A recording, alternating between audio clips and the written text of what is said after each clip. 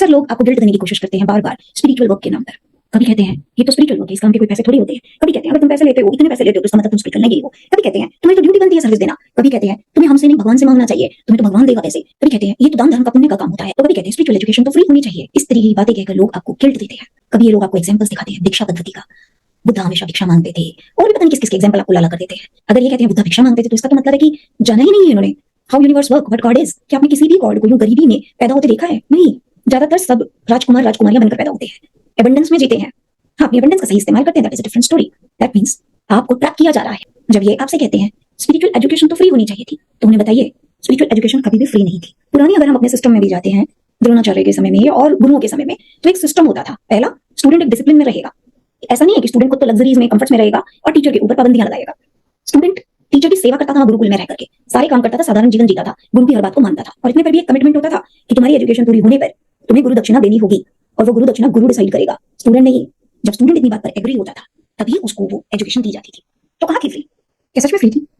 द्रोणाचार्य ने एकलव्य से उसका अंगूठा मांग लिया था। क्या दे सकता है आज की तारीख में कोई? ये लोग आपसे इस तरीके के सवाल करते हैं, तो एक सवाल आप भी अपने आप से कीजिए। अगर आप स्पिरिचुअलिटी के नाम पर अगर आपसे इतना कुछ मांगा जा रहा है तो ये लोग देने को क्या तैयार है आपको? इनमें से बहुत से लोग बिल्डर होंगे, अपने फ्लैट्स बनाकर बेचते होंगे। क्या कोई अपना एक फ्लैट आपको देगा इस नाम पर कि you are a spiritual person, you are doing such a great work for the entire society? नहीं देंगे आपको। इनमें से बहुत से लोग ग्रोसरी स्टोर चलाते होंगे। क्या ये आपको बोलेंगे कि आपको जिस चीज की जरूरत है मेरे स्टोर में आओ और लेकर के चले जाओ?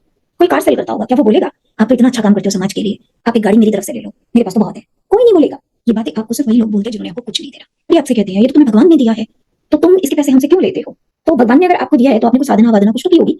ऐसे तो भगवान नहीं देता, और अगर दे देता तो ये भी ले ले। भगवान तो सभी के लिए होता है, ऐसा तो नहीं है कि भगवान सिर्फ हमारे लिए है, इन लोग के लिए नहीं है, सबके लिए है।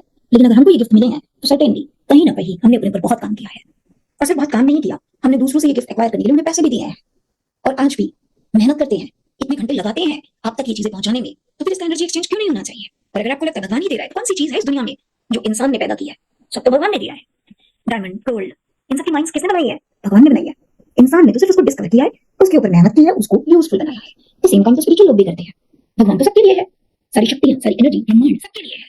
लेकिन स्पिरिचुअल इंसान ने अपनी जिंदगी के बहुत सारे साल साधना करके इन चीजों को समझने में लगाए हैं। वहां से जो उसको खजाना मिला है वो उसको बांट रहा है। तो क्या फर्क हो गया इनमें और एक स्पिरिचुअल इंसान के मांगने में? हाँ, एक फर्क है।